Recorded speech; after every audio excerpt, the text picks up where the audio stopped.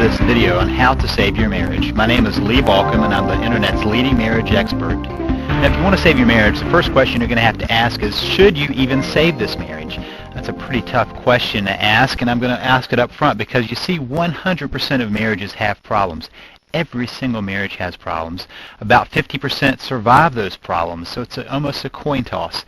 Now understand that divorces do not end relationships, and they often only complicate them. I say that because many people have this fantasy that once they're divorced, they don't have to deal with this other person, and they are sadly mistaken. If you have kids involved, as the vast majority of divorces do in the United States, then you have to have a relationship with this other person for the rest of your life. So it does not end the relationship, it only changes it, and often in very complicated ways. Understand that divorces remove all security that children understand. It pulls the rug right out from under them, and it is not without consequences. There have been studies that have shown that kids are not affected by divorce, and every one of those studies has been shown to be flawed. There are consequences. Kids can make it through life from a divorce. We all know that, but there are consequences to divorce, and they are negative consequences for kids. Now, there is an exception that I'm going to hold up, and that is abusive marriages. I do not support saving abusive marriages. The reason I do is because abuse is dangerous, and it escalates. It almost always gets worse, and it is life-threatening. So I cannot condone saving abusive marriages. But beyond that, I do think that marriages should be saved, but that's a question you're going to have to face. So if you've answered that yes, you do want to save your marriage, then you have to answer the question of where to start. Now, the only place you can start is with yourself. And in order to start with yourself, you have to stop the panicking, stop the begging, stop the arguing, and calm down. Our first initial response when somebody says, hey, I want a divorce, I want out of this relationship, is to get into panic mode. The problem with panic mode is it puts us in a very primitive way of relating. And that primitive way of relating is either fight or flight. We either want to struggle with them, that's where the begging and arguing come in, or we just kind of walk away from it. These are counterproductive to where we want to get to. So we have to kind of calm down. We have to stop trying to convince the other person that they need to stay in the marriage. We have to quit begging them to stay around. We need to kind of chill out. So that's where you start, because you're the only thing you have control over. Your behavior is all you have control over right now. Now realize that this is not an overnight project. I say this because marriages don't get into trouble overnight, and they don't heal overnight, and this will take time and effort. Well worth it, but understand that you're in it for the long haul. This is not something that you can just snap your fingers and it's all done. Now once you realize that, I want you to do something. This is the beginning point of saving your marriage. Write down your spouse's complaints.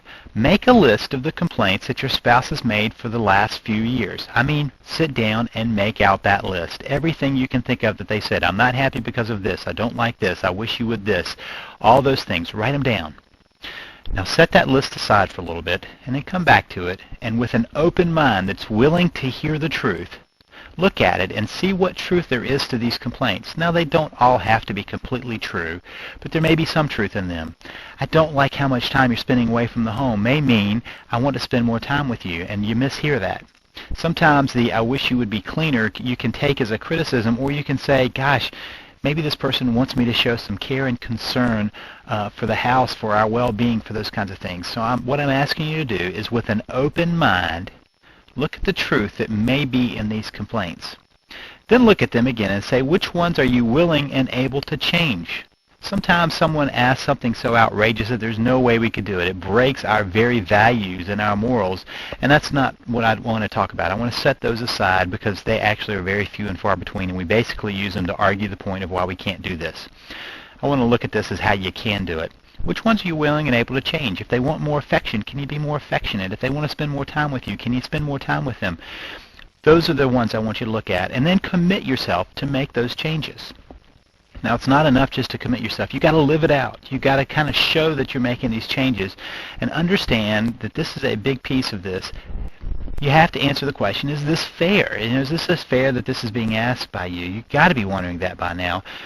And you see, I'm not worried about fair. In fact, sometimes we get so stuck in this tit for tat, what are you doing for me, what am I doing for you thing, that we're all about not doing anything. We get frozen in that. So I'm not worried about fair.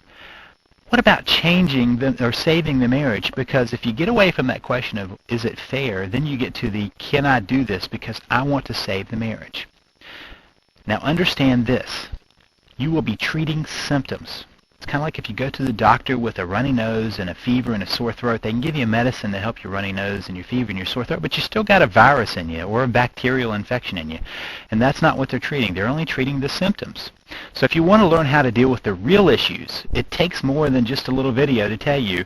I've got it for you, but you've got to go now to www.savethemarriage.com and find out what I have to say. I've got a blog there with lots of good information, and I've got an ebook that you can grab and a report that you can grab that's going to help you learn how to deal with the real issues of how to save your marriage. Go now to www.savethemarriage.com.